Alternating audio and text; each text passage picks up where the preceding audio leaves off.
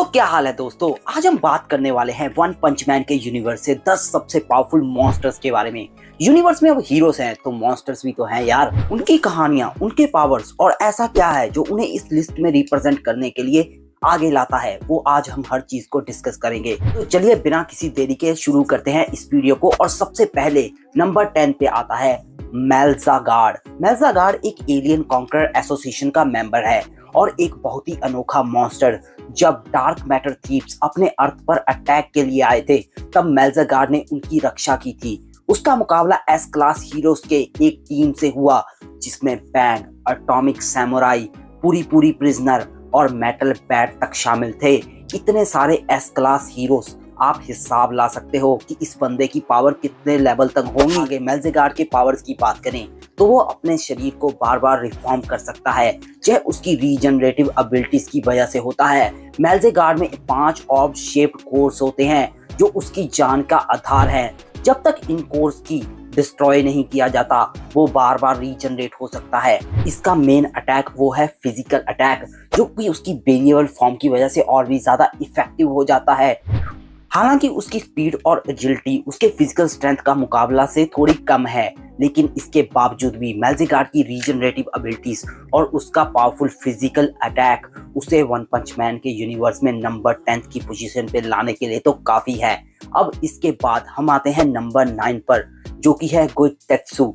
गोइकेत्सु पहले एक इंसान था लेकिन बाद में वो एक मॉन्स्टर बन गया। वो पहले सुपर फाइट टूर्नामेंट का चैंपियन था। अब एक ये चैंपियन था तो इसमें एक कॉन्फिडेंस था कि I am best among all, सभी मुझसे कमजोर हैं। लेकिन एक दिन कुछ ऐसा हुआ जिसने सब बदल दिया और इसका मुकाबला हुआ अरोची से, और यह उस मुकाबले में हार जाता है और इसे एक चॉइस मिलती है कि या तो ये अपनी जान बचा के एक मॉन्स्टर बन जाए या इसे खत्म कर दिया जाएगा। और होता कुछ ऐसा है कि यह उस दिन मॉन्स्टर बन जाता है। गोइकेत्सु सुपर फाइट आर्क का प्रमुख खिलाड़ी था तो उसने सी सिटी के और भी स्ट्रॉन्ग फाइटर्स को मॉन्स्टर बनाने की कोशिश की थी।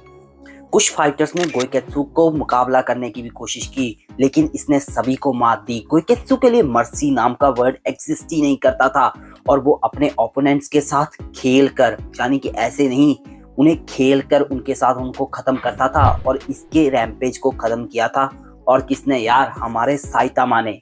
अब इसके बाद में आते हैं हम ओवरग्रोन रोबर पे। 8th नंबर पर है ये बंदा, ओवरग्रेन रोबर। यह वैसे तो एक प्यारा सा कुत्ता लग सकता है आपको, लेकिन जब यह अपनी फुल पावर पर होता है तो यह एक ड्रैगन लेवल थ्रेट बन जाता है जो मॉन्स्टर्स डिस्ट्रक्शन कर सकता है। यह मॉन्स्टर एसोसिएशन आर्क में इंट्रोड्यूस किया गया था जहां उसने गारो से मुकाबला किया। ओवरग्रोन रोवर की फिजिकल स्ट्रेंथ उसका मेन वेपन है जो उसे एस क्लास सुपर हीरोज को भी बिना किसी समस्या के दबोचने की पावर देता है। वो अपने ओपोनेंट्स पर एनर्जी प्रोजेक्टाइल्स भी छोड़ सकता है जो सिग्निफिकेंट डैमेज कर सकते हैं। और इस मॉन्स्टर का डिस्ट्रक्शन भी उस दिन खत्म हुआ जब साइतामा ने इसे मारा था। Next is homeless emperor, monster association का एकमात्र इंसान। वो चतुर व्यक्ति था जो अपनी शक्तियों की स्थिति की मांग पर यूज करता था, लेकिन गॉड ने उसे स्पेशल एबिलिटीज दी थी देखने के लिए कि वो कितना आगे तक जा सकता है। होमलेस एम्परर फिजिकली कमजोर था, इसलिए वो अपने ओपोनेंट को डिस्टेंस बनाकर ही लड़ता था। वो कई एनर्जी प्रोजेक्टाइल्स क्रिएट करता था जो अपने टारगेट को आसानी से डिस्ट्रॉय कर देते थे। एनर्जी प्रोजेक्टाइल क्रिएट करने की उसकी कोई लिमिट नहीं थी, इसलिए उसके खिलाफ लड़ना एक बेवकूफ़ी ही होती, क्योंकि ये बंदा कहीं भी रुक नहीं सकता था और ये हमेशा से डिस्टेंस बना के ही लड़ रहा था। तो अब आप बताना कमेंट में इसको किसने खत्म किया होगा, क्योंकि साइतामा तो इसको मुक्का नहीं मार पाएगा क्योंकि ये बंदा उससे दूर ही रहेगा। तो कमेंट बॉक्स में जरूर बताना कि इसको किसने हराया। हाँ, और इसके बाद में हम आते हैं नंबर 69 पे। अरे नहीं, क्या बोल रहा हूँ, सॉरी, नंबर 6 पे, जो कि है ब्लैक स्पर्म। अरे सॉरी भाई, इसका नाम नहीं ले सकता मैं, यूट्यूब वीडियो बैन कर देगा, तो इसको BS बोले, ठीक है? हाँ चलेगा ना इतना तो छोड़ो अभी के लिए। BS साइतामा का दोस्त है और उसके दोस्त के रूप में इसको दिखाया गया है क्योंकि उसने हीरोज से लड़ते वक्त बहुत सारे सेल्स को खो दिया था। BS के पास अन्य रूप होते हैं जो वो स्ट्रॉन्ग ओपोनेंट से लड़ते समय उन्हें यूज करता है। BS की पावर उसके सेल काउंट पे डिपेंड करती है। वो ट्रिलियंस ऑफ वो ट्रिलियंस ऑफ सेल्स वो ट्रिलियंस ऑफ सेल्स को जोड़ के प्लैटिनम स्पर्म बन सकता है, जो कि सबसे शक्तिशाली रूप होता है। प्लैटिनम स्पर्म ब्लैक स्पर्म की फिजिकल पीक है और वो एस क्लास हीरोज को बिना किसी समस्या के नीचे गिरा सकता है। हाँ, नाम तो ले ही लिया, छोड़ो, अब इसके बाद वाले पे ही बात करते हैं। नंबर 5, इवल नेचुरल वाटर और सेज सेंटीपीड। इसके बाद में हम इन्हीं दोनों की बात करेंगे, क्योंकि नंबर 5 पे कोई एक नहीं आ सकता, ये दोनों अपने आप में बराबर हैं। और सबसे पहले बात करते हैं सेज सेंटीपीड की, जो कि एक विशाल मॉन्स्टर था जो कि एल्डर सेंटीपीड को भी डिफॉल्व कर देता था। सेज सेंटीपीड के आकार की वजह से वो एक खतरनाक ओपोनेंट बनता था। उसने गारो और मेटल बैट से लड़ाई की थी, जिसमें उन्हें बहुत सारी समस्या भी हुई थी। सेज सेंटीपीड की अद्भुत शक्ति के साथ साथ उसकी हाई रीजनरेशन कैपेसिटी भी थी, जो उसे लगभग तुरंत इंजरी से रिकवर कर देती थी। और अंत में इस मॉन्स्टर की हार का कारण बना अवेकेंड गारो। और दूसरी तरफ अब हम बात करते हैं इवल नेचुरल वाटर की, जिसने पूरा ओशन एब्सॉर्ब कर लिया था, जिसके कारण वो इवल ओशन वाटर बन गया। सेज सेंटीपीड की तरह यह भी इनक्रेडिबली ह्यूज था और बिना मेहनत किए मैसिव बिल्डिंग्स को गिरा सकता था। बंदे के पास ओशन है भाई, एक ओशन, तो सोचो बिल्डिंग्स तो क्या ही होंगी इसके सामने। इसके लिक्विड बॉडी की वजह से इवन ओशन वाटर बहुत सारे अटैक से डील भी कर सकता है। और इस मॉन्स्टर के आतंक को रोकने के लिए साइतामा को सीरियस पंच यूज करना पड़ा था। अब नंबर 4 की बात करते हैं। नंबर 4 पर है Psykos Orochi. Psykos Orochi Monster Association arc में प्रमुख एंटेगोनिस्ट था और यह मॉन्स्टर साइकोस और ओरोची के कॉम्बिनेशन से बना था। जब ओरोची ने एस्पर के साथ फ्यूज करने का फैसला किया, राइट एट दैट टाइम इस मॉन्स्टर को वर्ल्ड लेवल थ्रेट मान लिया गया था। साइकोस ओरोची के पास दोनों कैरेक्टर्स की एबिलिटीज थी, जैसे कि काइनेसिस, इनकॉर्पोरेशन की पावर, रीजनरेशन, एक्स्ट्रा, यही सब कुछ। मॉन्स्टर ग्रेविटी को मैनिपुलेट कर सकता था ये, और वह एनर्जी अटैक्स को अनलीश कर सकता था, जो इतने शक्तिशाली थे कि वो पूरी धरती के सरफेस को स्लाइस कर सकते थे।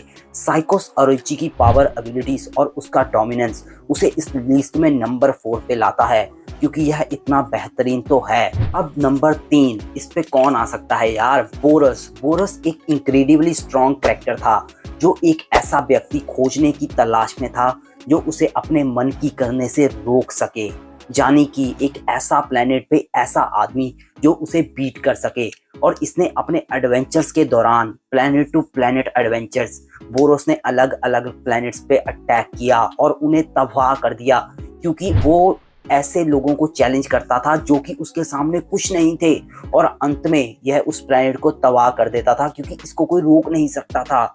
और फिर अंत में ऐसा हुआ कि बोरोस ने अपनी आंख अर्थ पे टिकाई और प्रोफेसी में बताए गए फाइटर को ढूंढने आया। बोरोस के शारीरिक गुण एकदम टॉप लेवल के थे। वो साइतामा की स्पीड से मैच कर सकता था और उसने हीरोज के कई अटैक्स को भी सहा था। बोरोस के लिए अल्टीमेट वेपन उसकी मीटियोरिक ब्लास्ट फॉर्म, जिसमें उसकी फिजिकल स्ट्रेंथ को और भी बढ़ा दिया जाता था। वो एनर्जी अटैक्स का भी यूज कर सकता था, जो उसे पाथ में आने वाली किसी भी चीज को राख कर सकते थे। सीरियसली इसका arc one of the best arc है वन पंच मैन में। एंड नाउ नंबर 2, इस पर है गारो। वन पंच मैन के सबसे अच्छे कैरेक्टर में से एक। अधिकांश विलन्स की तरह गारो एंटाइटल्ड हीरोज को सबक सिखाना चाहता था। लॉ ब्रेकर बनने का डिसीजन ले लिया था इस बंदे ने, और उसकी अपनी ही सोच थी दुनिया के बारे में, जो उसे हीरो हंटर बनने के लिए प्रेरणा देती थी। गारो की सबसे शक्तिशाली वेपन उसकी युद्ध में एबिलिटी टू ग्रो थी, क्योंकि वो ग्रो करता था विद इन अ बैटल। अब एक लड़ाई हो रही है और आपके सामने एक ऐसा ओपोनेंट है जो कि उसी टाइम ग्रो कर सकता है, तो सोचो ये बंदा कितना खतरनाक होगा। उसने बहुत सारे ओपोनेंट से लड़ाई की थी और हर लड़ाई में गारो ने सीखा और भी बेहतर बना। गारो को गॉड ने कुछ शक्तियां दी थी और उसका परिणाम यह हुआ कि यह एक ऐसा थ्रेट बन गया जिसे रोकना इम्पॉसिबल था।